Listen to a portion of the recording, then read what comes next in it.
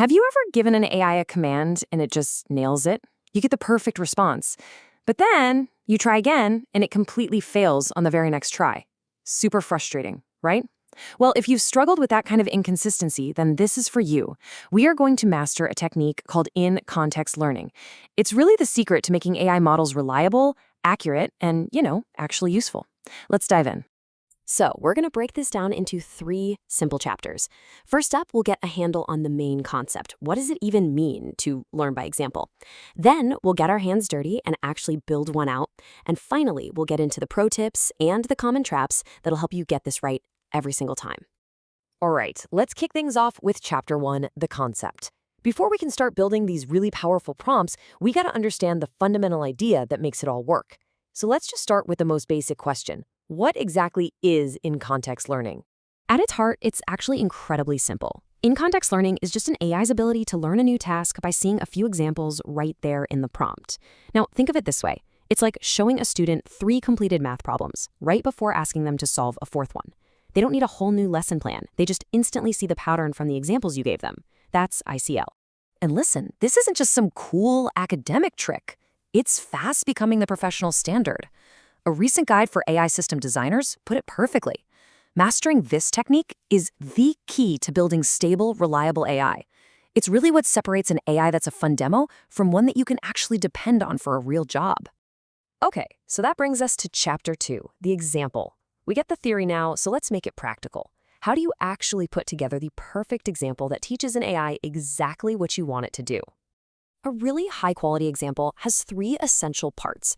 Let's pretend we're writing these up on a chalkboard. Okay, number 1 is the input. This has got to be a realistic piece of data that the model might actually see from a user. Number 2, and this one's optional, but it is so powerful, is the reasoning. It's just a quick little note that explains why the output is what it is. And finally, number 3 is the output. This is your gold standard result, the perfect answer you want the AI to copy.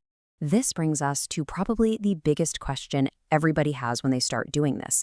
How many examples do you actually need to include? Is 1 enough? Do you need 10, 100?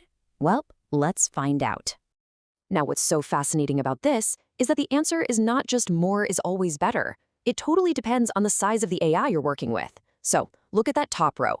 For a small model, the sweet spot is around 5 to 10 examples. But check this out. For a medium one, it drops to just 3 to 5. If you add more, you're just slowing it down for no reason.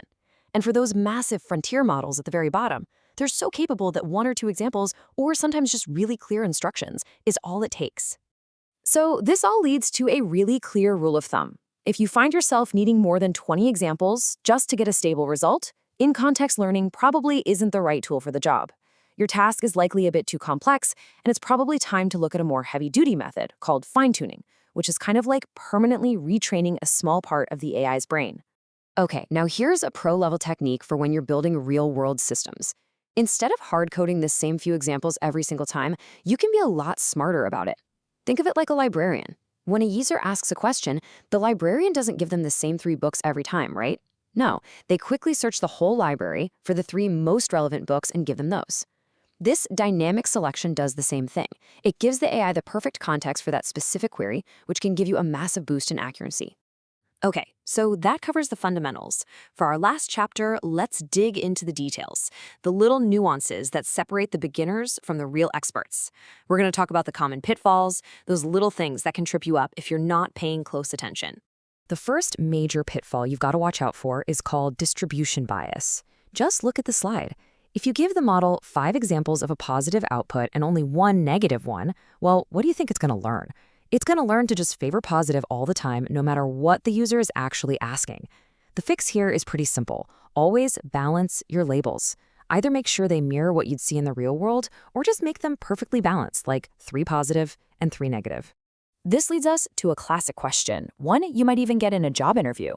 Let's say you have 50 really great examples. Why not just stuff all of them into the prompt to be extra sure the model gets it? Well, there are 3 really critical reasons why that's a terrible idea. First one is cost and speed. More examples mean more tokens, more processing, which takes more time and costs more money. Simple as that. Second is what's called attention dilution. If you give an AI a giant novel to read just to find one specific sentence, it might forget the sentence by the end. Your key instruction can get lost in all that noise. And third, there's overfitting. The AI can get so good at just mimicking your examples that it becomes rigid. It completely loses the ability to handle anything new that looks even a little bit different. Let's tackle one more advanced topic here, label bias. Now, this is different from the distribution bias we just talked about. This is all about how the order of your examples can accidentally influence the model. So how do we fix it? There are 3 expert-level tactics for this. First, shuffle the order of your examples for every new request. Don't let the AI start to think that whatever comes first is somehow more important. Second, like we said before, balance your labels. And third, you need to test it. Try mixing up the order of your examples on purpose and see if you still get the same answer. That's called permutation testing, and it's how you prove the AI is paying attention to your content, not just the order you put it in. So after all this, what's the ultimate takeaway?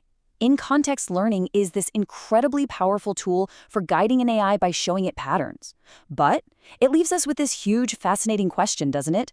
If the AI is just getting better and better at mimicking the patterns we show it, at what point does that pure mimicry cross the line and become something like genuine understanding? That's something to think about.